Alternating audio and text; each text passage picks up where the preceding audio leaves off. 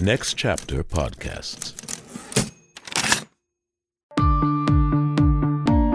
Join Play On Premium to get merch like t-shirts, hoodies, and coffee mugs, ad-free episodes, and bonus content video featuring interviews with the actors, producers, playwrights, and directors who brought it all to life.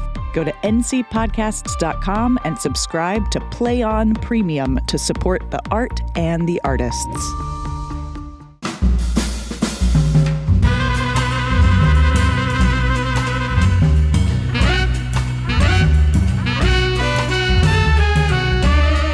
Next Chapter Podcast presents the Play On Podcast series, Julius Caesar. Episode 3, The Heart of Woman. For the best listening experience, be sure to use your headphones or earbuds. Lend me your ears.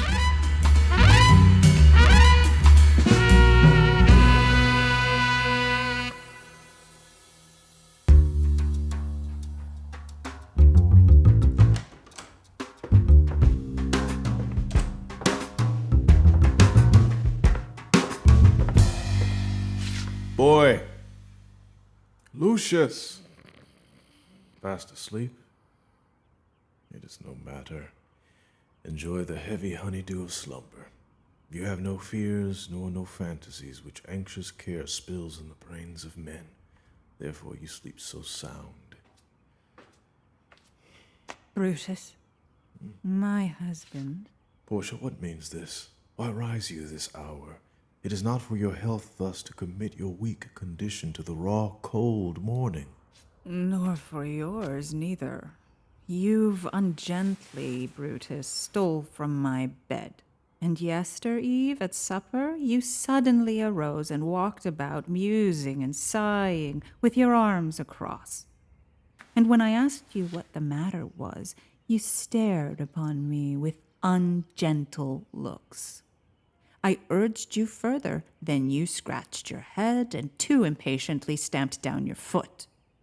Yet I insisted, yet you answered not, but with an angry flutter of your hand gave sign for me to leave you.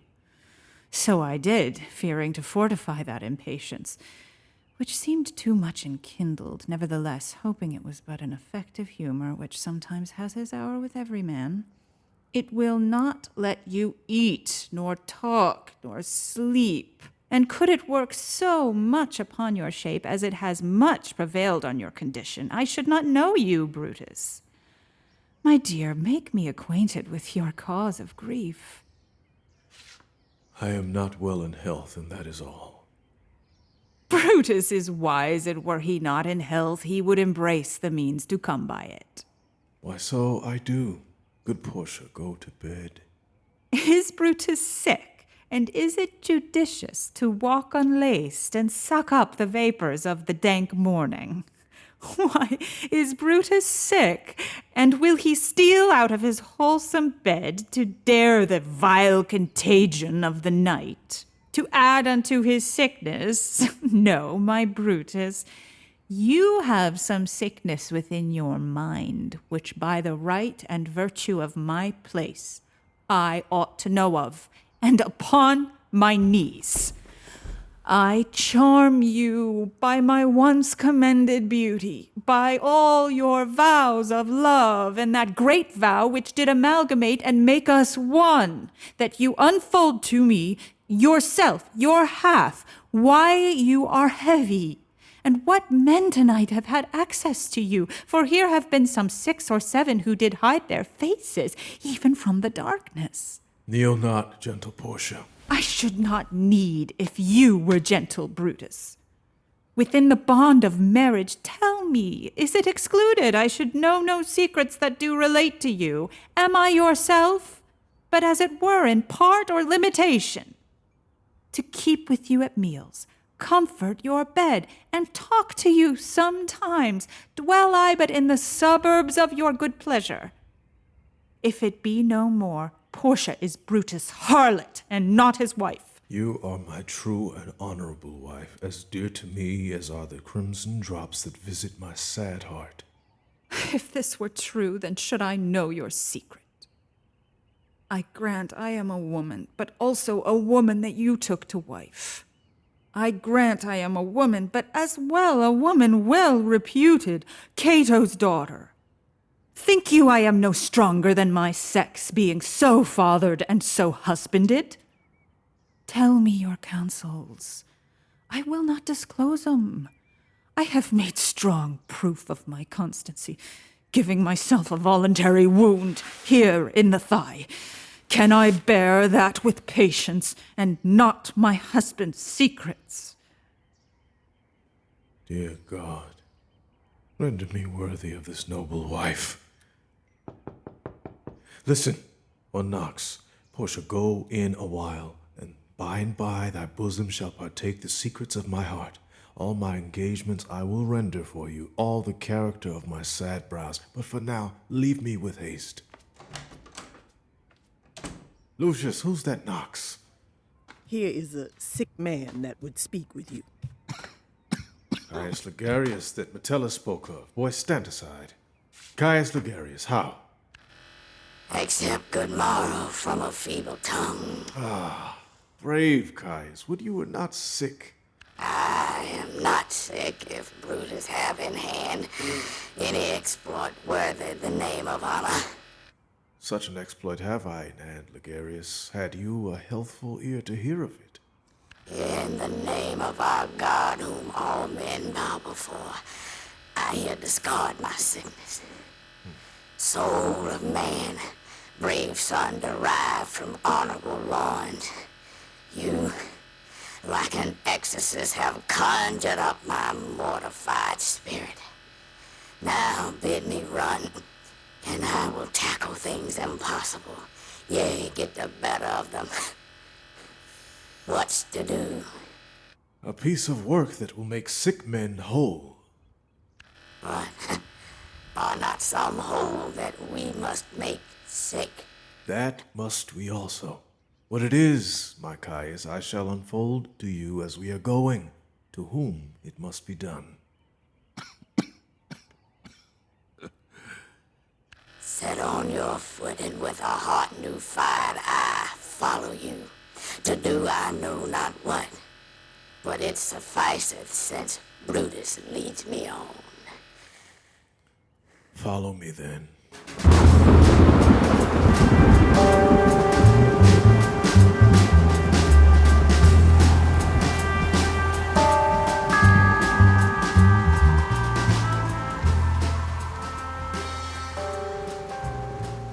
Nor heaven nor earth have been at peace tonight.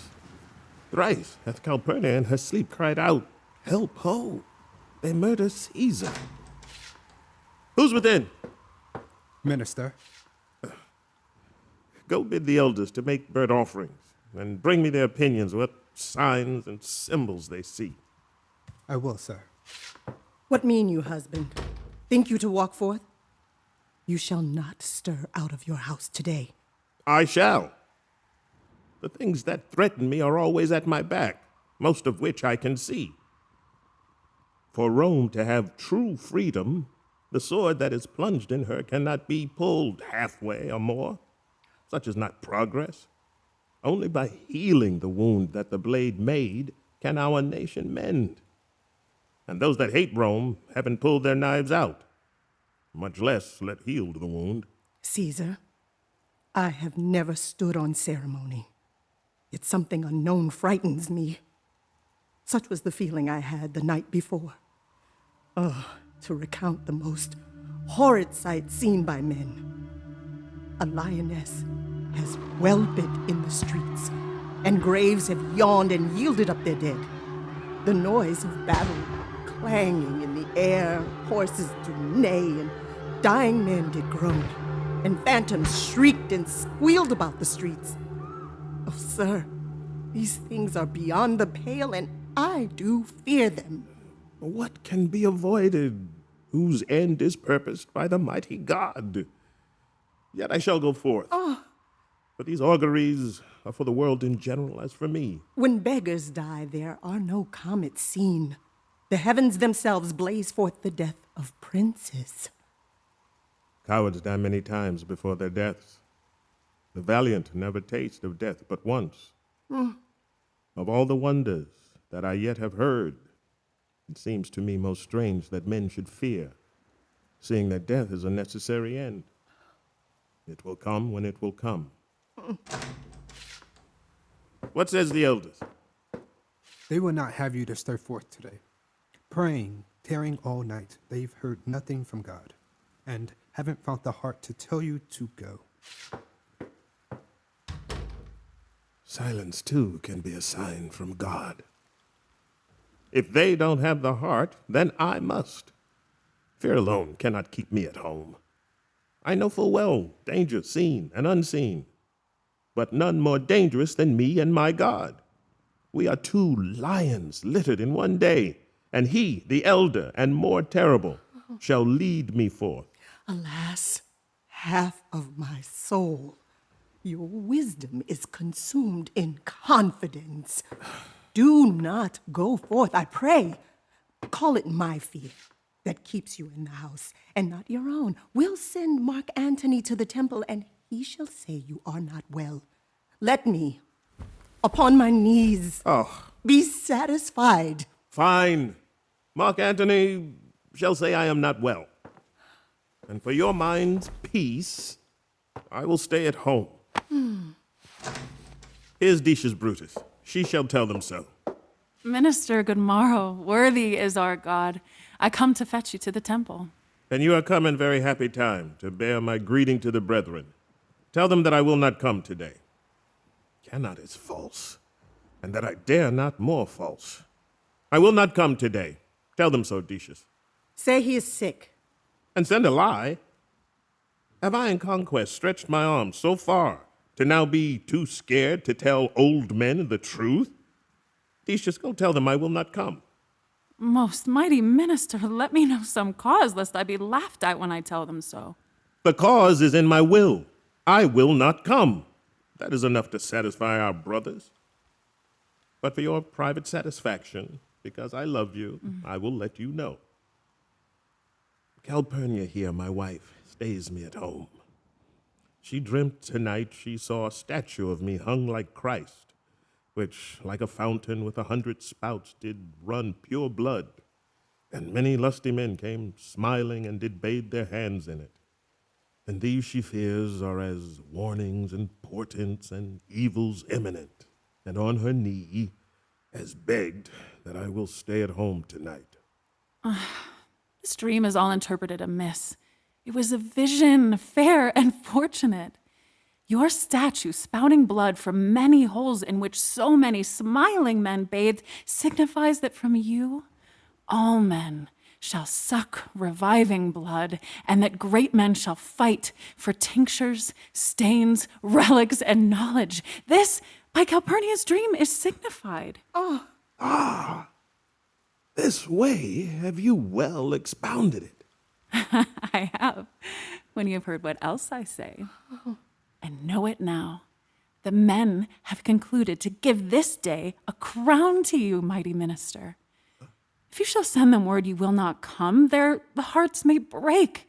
Besides, it were a mock apt to be rendered for someone to say, break up the brethren till another time when Caesar's wife shall sleep with better dreams.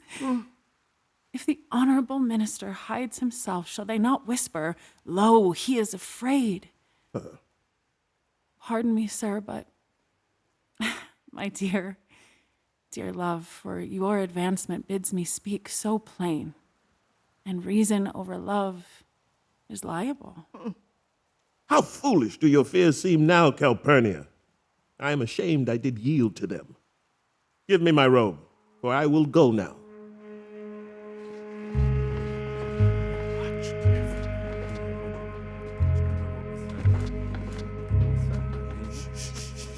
And look where Publius has come to fetch me. Good morrow, Caesar. Welcome, Publius. What? Brutus, are you stirred so early too? Good morrow, Casca, Caius Ligarius. What is the o'clock? Good minister, it has struck 8. I thank you for your pains and courtesy. See, Antony, that revels long o' nights is notwithstanding up. Good morrow, Antony. So to you, most noble brother. Bid them prepare within. I am to blame to be thus waited for. Now, Senna, now, Metellus. Wait, Trebonius. I have an hour's talk in store for you. Remember that you call on me today. Be near me that I may remember you. I will. Good friends, go in and taste some wine with me, and we, like friends, will straightway go together. That every like is not the same. Oh, brother minister, the heart of Brutus weeps to think about.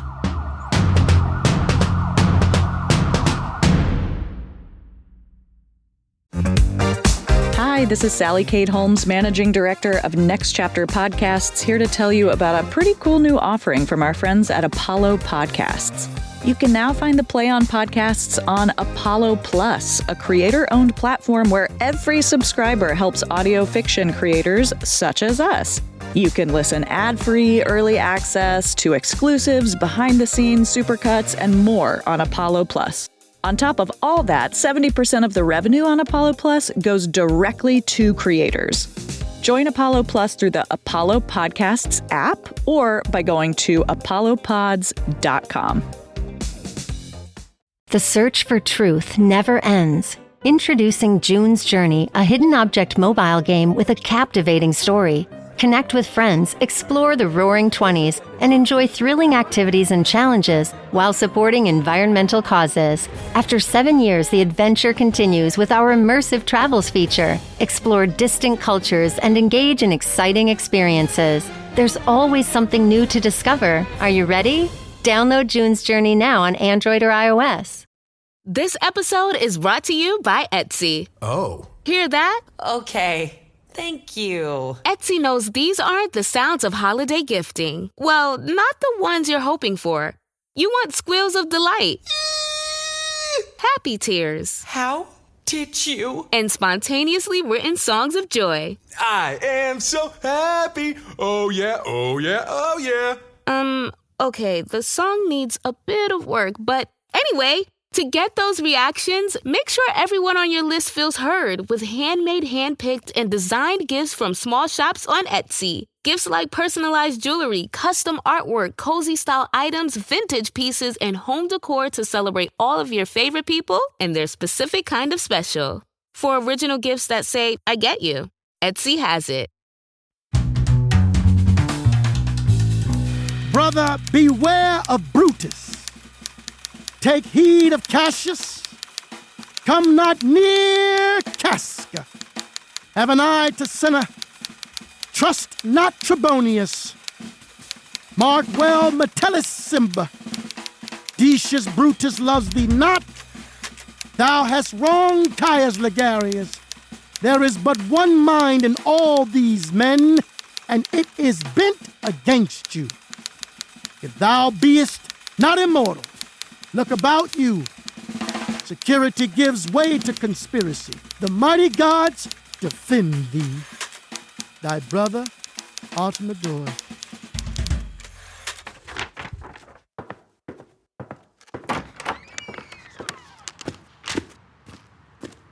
Here will I stand till he pass along, and as a suitor will I give him this.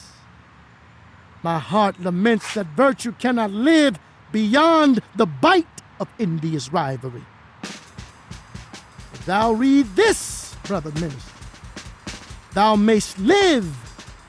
If not, the fates with traitors do contrive. I beg you, boy, race to the temple. Stay not to answer me, but get you gone. Why do you stay?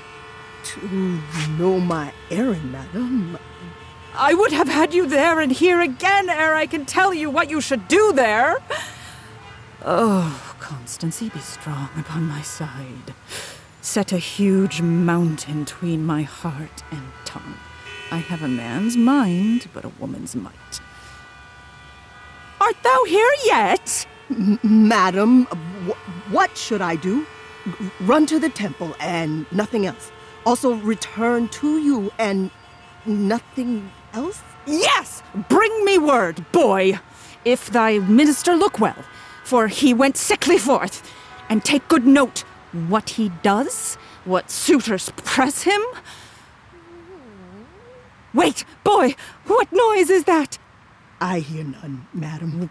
Well, then, listen well! I hear a buzzing rumor like a brawl, and the wind brings it from the temple. In truth, madam, I hear nothing. Madam? Come this way, fellow. Where have you been? From mine own house, good lady. You have some suit for the minister, have you not? That I have, lady. If it will please him, I shall beseech him to befriend himself. Why? Know you any harms intended toward him? None that I know will be. Much that I fear may chance. Good morrow to you. I must go in. Ay me, how weak a thing the heart of woman is. Oh, Brutus, the heavens speed you in your enterprise. Run, Lucius, and commend me to my husband. Say I am merry. Come to me again and bring me word what he did say to you. Madam?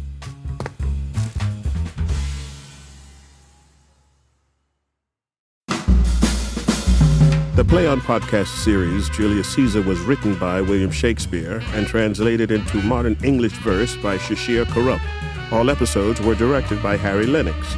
Radio play by Marcus Gardley. The cast is as follows: Michael Potts as Julius Caesar, Glenn Davis as Mark Antony, Jeremy Tardy as Marcus Brutus, Lester Perry as Caius Cassius and Ligarius, Megan Boone as Portia, Metellus Cimber, and others, Janelle Kennedy as Calpurnia, Lucius, and others, Christopher May as Casca, Titinius, Volumnius, and others, James T. Alfred as Cicero, Morellus, Publius, Artemidorus, Lucius, Lepidus, and others, Namuna Cisse as Octavius, Miracle Laurie as Massalis, Decius Brutus, and others, Charlique Rowe as Cinna, Soothsayer, Cinna the Poet, Pandarus, Dardanius, and others, Brandon Jones as Flavius, Trebonius, and others. Casting by the Telsey Office, Karen Castle, CSA. Voice and text coach, Julie Foe. Original music composition, mix and sound design by Lindsay Jones. Sound engineering and mixing by Sadaharu Yagi. Mix engineer and dialogue editor, Larry Walsh. Podcast mastering by Greg Cortez at New Monkey Studio. Coordinating producer, Transcend Streaming, Kira Bowie and Liana Keys. Executive producer, Michael Goodfriend. The Play On Podcast series, Julius Caesar, is produced by Next Chapter Podcasts and is made possible by the generous support of the Hits Foundation. Visit nextchapterpodcasts.com for more about the Play On Podcast series. Visit playonshakespeare.org for more about Play On Shakespeare. Subscribe to Play On Premium on Apollo Plus for ad-free episodes, and join our Patreon for exclusive merchandise and early commercial-free releases. Go to nextchapterpodcasts.com for our bonus content, where you'll find interviews with the artists, producers, and engineers who brought it all to life. And remember, beware the Ides of March.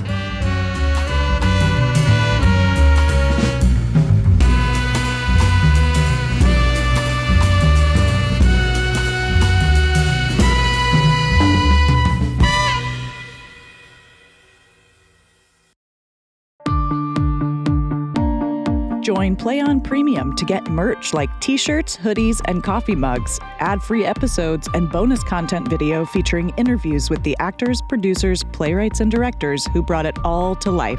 Go to ncpodcasts.com and subscribe to Play On Premium to support the art and the artists.